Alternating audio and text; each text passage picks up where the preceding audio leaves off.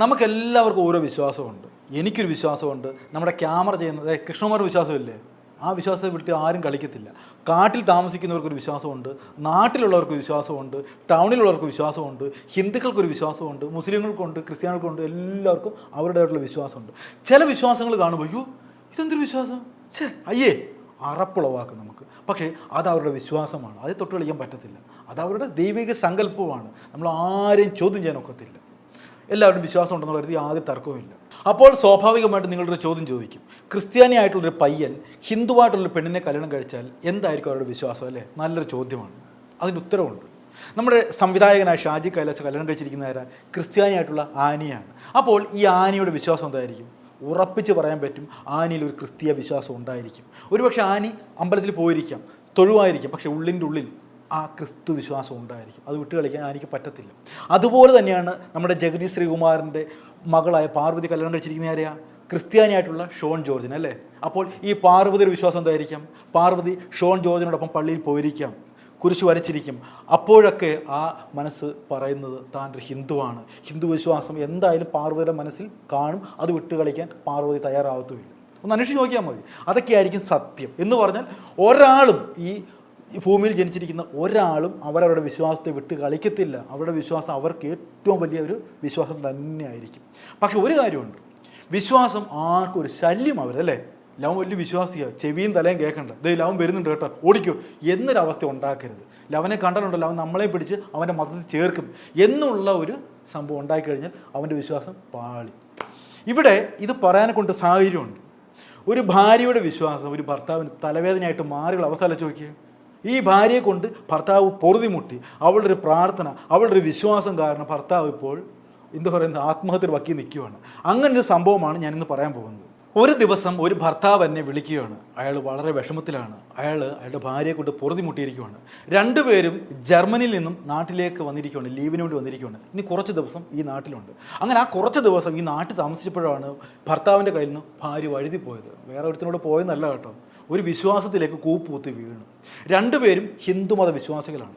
അപ്പോൾ സ്വാഭാവികമായിട്ടും ഭർത്താവ് ഭാര്യയെ സന്തോഷിപ്പിക്കാൻ വേണ്ടി പല സ്ഥലത്തും കൊണ്ട് കറങ്ങി. ഈ ഭാര്യയ്ക്ക് അത്ര ദൈവവിശ്വാസം ഒന്നുമില്ല കേട്ടോ. ഹിന്ദുമത വിശ്വാസത്തിൽ അടിയുറച്ച വിശ്വാസിയാണെങ്കിലും അമ്പലത്തിൽ നിന്ന് വളരെ പോക്കൊക്കെ കുറവാണ്, നല്ല വിശ്വാസമുണ്ട്. പക്ഷെ എങ്കിലും ഈ ഭാര്യയുടെ കുറച്ച് മനസ്സൊക്കെ മാറട്ടെ, അവർ കുട്ടികളില്ല, അതിൻ്റെ കുറച്ച് വിഷമമൊക്കെ ഉണ്ട്. ആ വിഷമമൊക്കെ മാറട്ടെ എന്ന് വിചാരിച്ച് ഈ ഭർത്താവ് ഭാര്യയും കൂട്ടിക്കൊണ്ട് നമ്മുടെ പള്ളിയിലേക്ക് പോവുകയാണ്. ഏത് പള്ളിയെന്നായിരിക്കും അല്ലേ? കൃപാസനം പള്ളി, അമ്പലപ്പുഴയിലുള്ള ആ കൃപാസനം പള്ളിയിലേക്ക് പോവുകയാണ്. ആ പള്ളിയുടെ കാര്യങ്ങളൊക്കെ അറിയാമല്ലോ, പത്രം വിഴുങ്ങിയാൽ രോഗശാന്തി കിട്ടും, കുഞ്ഞുങ്ങളുണ്ടാവും, അങ്ങനെ ഒരുപാട് വാഗ്ദാനങ്ങൾ കൊടുത്ത് ഒരുപാട് ആൾക്കാരെ സൃഷ്ടിക്കുന്ന ഒരു വലിയ പള്ളിയാണ് നമ്മുടെ കൃപാസനം പള്ളി. അങ്ങനെ അവർ ഈ വാർത്തകളൊക്കെ കേട്ടറിഞ്ഞുകൊണ്ട് ഭാര്യയും ഭർത്താവും കൂടെ നേരെ ആ പള്ളിയിലേക്ക് പോയി. അങ്ങനെ സ്വാഭാവികമായിട്ടും അച്ഛൻ്റെ ആ വിശാലമായ പ്രസംഗം കേട്ട് രണ്ടുപേരും പുളകിതരായിട്ട് പുറത്തേക്ക് വരികയാണ്. പക്ഷേ ഭാര്യയ്ക്ക് കേട്ടാലും മതി വരുന്നില്ല, പിന്നെയും കേൾക്കണം. അച്ഛൻ്റെ പ്രസംഗം വീണ്ടും കേട്ടാലേ ഒരു തൃപ്തി ആവത്തുള്ളൂ. ഭാര്യ വീണ്ടും ആ പ്രസംഗം കേൾക്കാൻ വേണ്ടി വീണ്ടും ചെല്ലുകയാണ്, അച്ഛൻ്റെ അടുത്തേക്ക് ചെല്ലുകയാണ്. ഭർത്താവ് അക്ഷമനായിട്ട് ആ പുറത്ത് നിർത്തിയിട്ടിരിക്കുന്ന കാറിൽ ഇങ്ങനെ വളരെ ക്ഷീണിച്ച അവസ്ഥയിൽ എങ്ങനെയും വീട്ടിൽ പോകണം, ഇത് മതി എന്നുള്ള രീതിയിൽ ഇരിക്കുകയാണ്. പക്ഷേ ഭാര്യയെ കാണുന്നില്ല. മണിക്കൂറുകൾ ഇഴഞ്ഞു നീങ്ങുകയാണ്, ഭാര്യ പുറത്തേക്ക് വരുന്നില്ല. പ്രാർത്ഥിക്കാൻ വിട്ട്, ഒരു പ്രസംഗം കേൾക്കാൻ വിട്ട്, അവളുടെ മനസ്സും ശാന്തമാവട്ടെ എന്ന് വിചാരിച്ചിട്ടാണ് ഭർത്താവ് അവളെ അങ്ങോട്ട് വിട്ടത്. പക്ഷെ പിന്നെ പുറത്തേക്ക് വരുന്നത് ആരാണെന്നറിയാമോ? നമ്മുടെ ചിന്താവിട്ട ശ്യാമളയിലെ ശ്രീനിവാസൻ്റെ ഒരു വരക്കമുണ്ടല്ലോ, മച്ചകത്തമ്മയെക്കാൾ തൊട്ടു വന്ദിച്ചു മകനെ മടങ്ങും ഈ യാത്ര എന്നൊക്കെ പാടിയ ഒരു വരവുണ്ടല്ലോ ശ്രീനിവാസൻ. കറുത്ത മുണ്ടൊക്കെ കൊടുത്ത് കറുത്ത ഉടുപ്പൊക്കെ ഇട്ട് മറ്റേ രുദ്രാക്ഷമാലയൊക്കെ അണിഞ്ഞൊരു വരക്കമുണ്ടല്ലോ. നമ്മുടെ തിലകനൊക്കെ പറയുന്നുണ്ട്, ഇന്നസെൻ്റൊക്കെ പറയുന്നത്, മോനെ ഇത് മതി, നിൻ്റെ തീർത്ഥാടനം കഴിഞ്ഞു, ഇനി സ്വജീവിതത്തിലേക്ക് അല്ലെങ്കിൽ കുടുംബജീവിതത്തിലേക്ക് തിരിച്ചു പോയെന്ന് പറയുമ്പോൾ നമ്മുടെ ശ്രീനിവാസൻ പറയുകയാണ്, ഇല്ല അച്ഛാ, ഇനി ഇതാണ് എൻ്റെ ജീവിതം, എനിക്ക് പൂജ ചെയ്യാനുള്ള സമയം എന്നൊക്കെ പറഞ്ഞ് ഓടി വെപ്രാളം കാട്ടുന്ന ശ്രീനിവാസൻ്റെ അവസ്ഥയാണ് ഈ സ്ത്രീക്ക്. പുറത്തേക്ക് വരുന്നത് സാധാരണ സ്ത്രീ അല്ല, ഒരു ദൈവിക പരിവേഷമുള്ള എന്തോ അത്ഭുത സിദ്ധി കിട്ടിയതുപോലെയുള്ള പ്രവൃത്തിയാണ് പിന്നെ ഈ സ്ത്രീ കാണിച്ചു കൂട്ടുന്നത്. ഭർത്താവിൻ്റെ കൺട്രോൾ മുഴുവൻ പോയി. നേരം വെളുക്കുമ്പോൾ പ്രാർത്ഥന തുടങ്ങും, മുട്ടുകുത്തി പ്രാർത്ഥന തുടങ്ങും. സർവത്ര ബഹളം എന്ന് പറഞ്ഞാൽ പഴയ ഭാര്യ അയാളുടെ കയ്യിൽ നിന്ന് വിട്ടുപോയിരിക്കുകയാണ്. എന്നിട്ട് ആഴ്ച എനിക്ക് ആ പള്ളിയിൽ പോകണം, ആ ദൈവത്തെ കാണണം, എൻ്റെ വിഷമങ്ങളിൽ ആ ദൈവത്തോട് പറയണമെന്നൊക്കെ പറഞ്ഞ് ആഴ്ച വണ്ടിയും വിളിച്ചുകൊണ്ട് ആ പള്ളിയിലേക്ക് പോവുകയാണ്. ഇന്ന് ആലോചിച്ച് നോക്ക് ഒരു ഭർത്താവിൻ്റെ ഒരു അവസ്ഥയെ. അയാൾ ഭാര്യ സന്തോഷിപ്പിക്കാൻ വേണ്ടി വെറുതെ അവിടെ കൊണ്ടുപോയതാണ്. പിന്നെ ആ സ്ത്രീ ആ പള്ളി വിട്ട് പുറത്തേക്ക് വന്നിട്ടില്ല എന്നാണ് അയാൾ പറയുന്നത്. എന്തായാലും അത്രത്തോളം വിഷമം സഹിക്കാൻ വയ്യാതെ ആരോടും ഈ വിങ്ങിപ്പൊട്ടുന്ന സങ്കടം പറയാനൊക്കാത്തൊരവസരത്തിലാണ് അയാൾ എന്നെ വിളിക്കുന്നത്. എന്തായാലും അയാളുടെ ആ നമ്പരപ്പെടുത്തുന്ന വാക്കുകൾ നിങ്ങളൊന്ന് കേട്ടെ. പോണോന്ന് പറഞ്ഞ് ഞാൻ കൊണ്ടുപോയായിരുന്നു. പിന്നെ അതിനുശേഷം ഇവിടെ ഭയങ്കരമായിട്ട് വീട്ടില് പിന്നെ പ്രശ്നങ്ങളും എന്ന് വെച്ച് കഴിഞ്ഞാല് ഒരു സമാധാനവും ഇല്ല.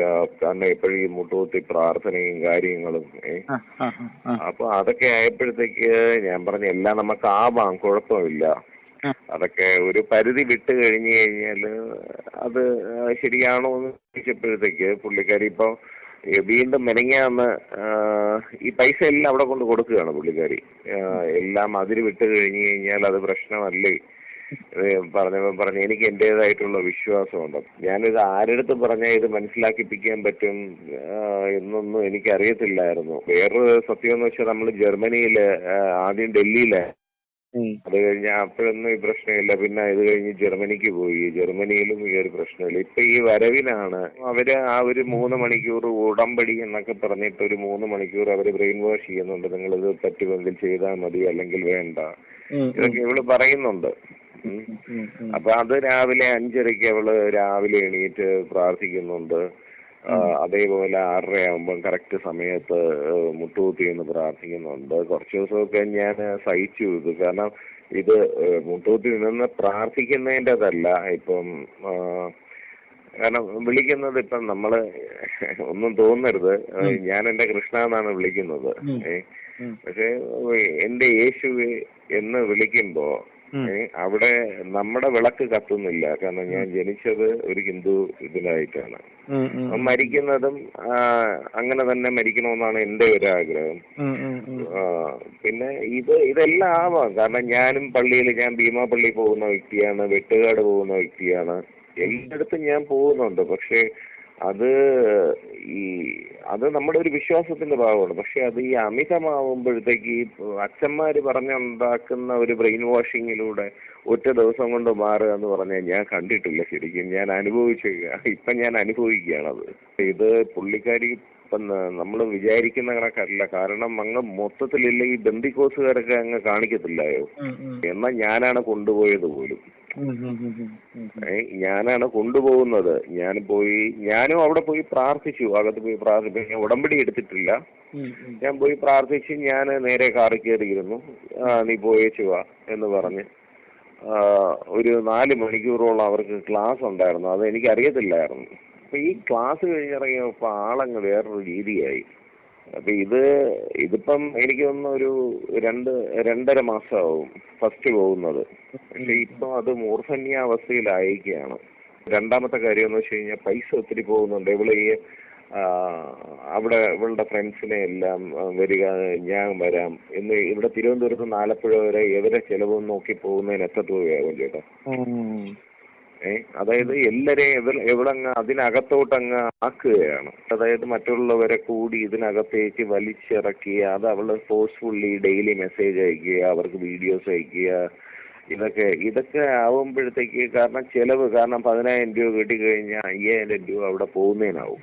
ഇപ്പൊ ആക്ച്വലി പുള്ളിക്കാരി പത്തനംതിട്ടയാണ്. ഇപ്പൊ പോയത് തന്നെ അവിടെ പത്തനംതിട്ട വൈഫ് ഹൗസിന്റെ അവരുടെ വീട്ടുകാരെ മൊത്തത്തില് അവരെയും കൊണ്ട് പോയിരിക്കുകയായിരുന്നു. ഞാൻ പറഞ്ഞ് നമ്മൾ ഉണ്ടാക്കുന്ന പൈസ എല്ലാം അവിടെ കൊണ്ട് കൊടുത്ത് നമുക്ക് എന്തായാലും ഒരു പോക്കിന് എന്തായാലും ഒരു 8 പേര് പോകുമ്പോൾ ചേട്ടൻ ഒന്ന് ആലോചിച്ച് നോക്ക് എത്ര രൂപ ചിലവാകുമെന്ന്. കേട്ടല്ലോ ഒരു ഭർത്താവിൻ്റെ ഒരു അവസ്ഥയെ, ഒരു വല്ലാത്തൊരവസ്ഥയായിപ്പോയി. ചുരുക്കി പറഞ്ഞാൽ കന്നിനെ കയം കാണിച്ചൊരവസ്ഥയായിപ്പോയി. നമ്മുടെ എരുമയെ അറിയാമല്ലോ, പോത്തിനെയൊക്കെ കൊണ്ട് വെള്ളത്തിൽ കൊണ്ട് ഇട്ട് കഴിഞ്ഞാൽ വെള്ളത്തിന് കയറത്തില്ല, വെള്ളം മതി അതിന്. അതുപോലൊരവസ്ഥയാണ് ഈ സ്ത്രീക്ക്. ഇപ്പോൾ സ്ത്രീക്ക് ഭർത്താവിനെ വേണ്ട, ദൈവം മാത്രം മതി, കർത്താവ് മാത്രം മതി എന്നുള്ള ഒറ്റ ചിന്താഗതിയോടെ ഇങ്ങനെ മുന്നോട്ട് പോവുകയാണ്. അപ്പോൾ പിടിച്ച പിടിയാലെ ഞാൻ എത്രയും പെട്ടെന്ന് ഭാര്യ അങ്ങ് നേരെ ജർമ്മനിക്ക് കൊണ്ടുപോകുന്നൊക്കെ പറഞ്ഞിട്ടാണ് ഫോൺ സംഭാഷണം അവസാനിപ്പിച്ചത്. ജർമ്മനിക്ക് കൊണ്ടുപോയോ അത് ജർമ്മനി ഇങ്ങോട്ട് വന്നോ എന്ന് എനിക്കറിയത്തില്ല. അത് രണ്ട് പാത്രമായോ ഒക്കെ പിന്നീട് അന്വേഷിക്കാൻ പോയില്ല. എന്തായാലും വല്ലാത്തൊരു കഷ്ടമായി. ഒന്ന് നിങ്ങൾ ചിന്തിക്കുക, നമ്മുടെ കുടുംബത്തെ നശിപ്പിക്കുന്ന ഒരു വിശ്വാസം വേണ്ടാന്നേ. നമ്മുടെ കുടുംബമാണ് ഏറ്റവും വലുത് അല്ലേ? കുടുംബം ഇമ്പമുള്ളത് എന്താണോ അതാണ് കുടുംബം. അതിനെ നശിപ്പിക്കുന്ന വിശ്വാസം ഒരിക്കലും ശരിയായിട്ടുള്ള വിശ്വാസമല്ല. നമ്മുടെയൊക്കെ മനസ്സിൽ മതി വിശ്വാസം, അത് ഒരിക്കലും പുറത്ത് കാണിക്കരുത്. നമ്മുടെ വിശ്വാസമാണ് ഏറ്റവും വലുത്. നീ എൻ്റെ മതത്തിൽ ചേർന്നാലേ നിനക്ക് സ്വർഗ്ഗത്തിൽ പോകാൻ ഒക്കത്തുള്ളൂ, നിൻ്റെ മതം മോശമാണ്, നിൻ്റെ വിശ്വാസം കള്ളത്തരമാണെന്നൊക്കെ പറയരുത്. കാരണം വെച്ചാൽ ഇപ്പോൾ ചിലർ പറയുന്നത് കേട്ടിട്ടുണ്ട്, പ്രത്യേകിച്ച് ചില പാസ്റ്റർമാർ, ചില തീവ്രവാദികളായിട്ടുള്ള പാസ്റ്റർമാർ പറയും വിശ്വസിച്ച് സ്നാനം ഏൽക്കുന്നവർ മാത്രമാണ് സ്വർഗ്ഗത്തിൽ പോകുന്നത്. അപ്പോൾ നിങ്ങൾ ചിന്തിച്ച് നോക്കിയേ, ബാക്കി വരുന്ന ബഹുഭൂരിപക്ഷം വരെ ഹിന്ദുക്കളും മുസ്ലിങ്ങളും എങ്ങോട്ട് പോകും? അവരും ദൈവത്തിൻ്റെ മക്കളാണല്ലോ, അവർക്ക് നരകം മാത്രമാണ് പ്രതിവിധി. അതല്ല, അവരുടെ മതഗ്രന്ഥങ്ങളിലും പറയുന്നുണ്ട് നിങ്ങൾക്ക് സ്വർഗമുണ്ട് നരകമുണ്ടെന്ന്. ആ മതഗ്രന്ഥങ്ങളും പഠിപ്പിക്കുന്നുണ്ട്. അവർ സ്വർഗത്തിൽ പോകും നല്ല പ്രവൃത്തി ചെയ്താൽ എന്നാണല്ലോ വിശ്വാസം. അതുകൊണ്ട് ആരെ നമ്മൾ അവഗണിക്കരുത്. എല്ലാ വിശ്വാസങ്ങളും നല്ലത് തന്നെയാണ്. പക്ഷെ ഒരു കാര്യം മാത്രം ശ്രദ്ധിക്കുക, വിശ്വാസം മനുഷ്യനെ നന്മയിലേക്ക് നയിക്കുന്നതായിരിക്കണം എന്ന് മാത്രം ഓർമ്മിപ്പിച്ചുകൊണ്ട് ഇന്നത്തെ ഈ എപ്പിസോഡ് അവസാനിപ്പിച്ചാലോ? നന്ദി, നമസ്കാരം.